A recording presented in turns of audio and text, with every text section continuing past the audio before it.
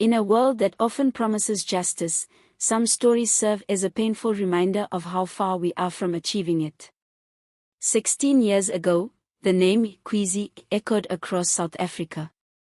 It was not just a name, but a symbol of courage, tragedy, and the deep flaws in our systems. Khwezi was the pseudonym for Fezekile Ntsukela Kuzwayo, a young woman who, in 2005, accused then-Deputy President Jacob Zuma of raping her. Her bravery in stepping forward revealed more than just a personal ordeal. It exposed a nation grappling with systemic injustices, cultural stigmas, and political pressures. To understand the depth of this story, we must go back to 2005. South Africa was at a critical juncture in its history, navigating the complexities of its post-apartheid era. Jacob Zuma was a prominent figure, seen by many as a leader of the people, a man of influence, and a potential future president. Fezekile, known to her close friends and family as a vibrant and passionate woman, had a long-standing connection to Zuma's family. Their relationship was one of trust and familiarity, which made her allegations even more shocking to the public. When Fezekile accused Zuma of rape, the news sent shockwaves across the country. The trial that followed was not just a legal battle, it became a media spectacle, a political showdown, and a cultural flashpoint. Zuma denied the allegations, claiming their encounter was consensual.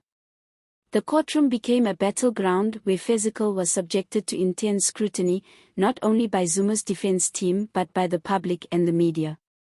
Her personal life was dissected, her character attacked, and her intentions questioned.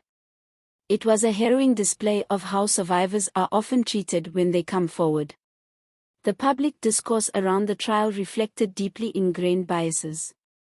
Zuma's defense team employed tactics that weaponize cultural norms, invoking concepts such as traditional customs to paint the interaction in a different light.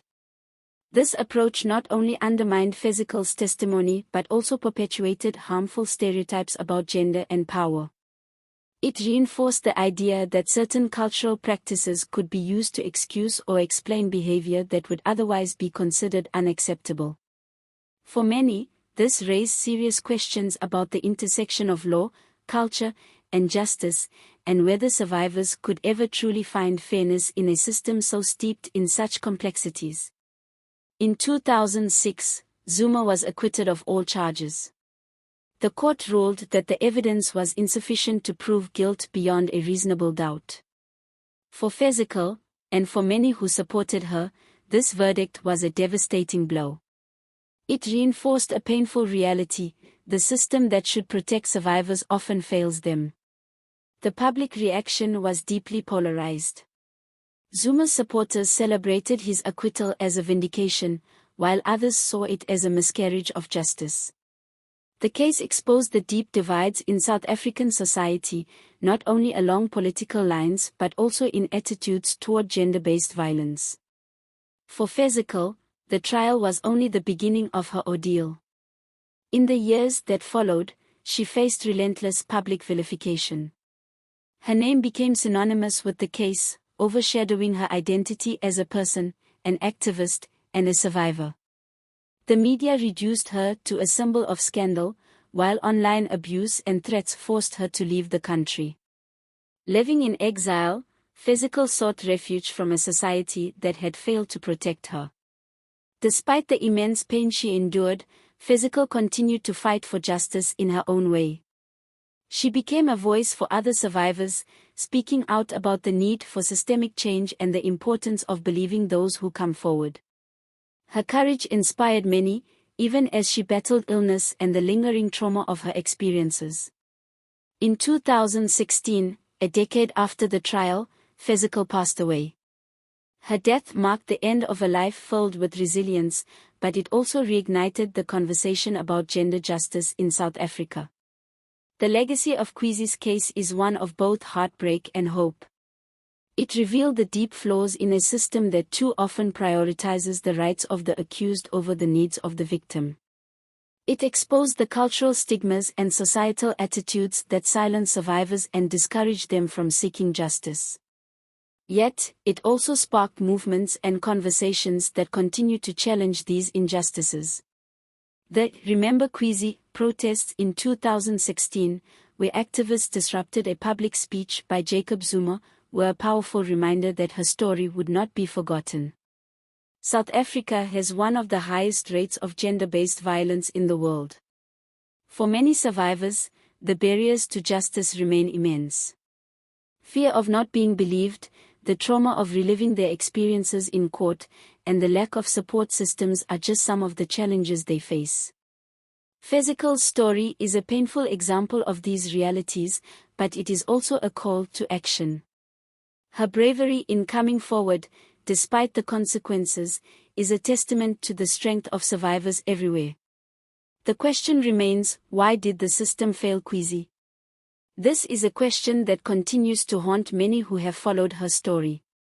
Critics argue that her case highlights systemic weaknesses, such as the lack of adequate support for survivors during legal proceedings, the cultural biases that influence judicial outcomes, and the overwhelming power imbalance when survivors confront influential figures. While her case was unique in its high-profile nature, it is far from isolated.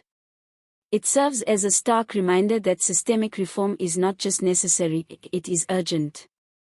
In the years since Khwezi's death, South Africa has seen increased activism around gender-based violence. Movements like #AMINext and #TotalShutdown have drawn attention to the pervasive nature of violence against women. These movements have brought about some policy changes, such as the introduction of stricter penalties for perpetrators of gender-based violence and more funding for survivor support services. However, activists argue that these changes are not enough.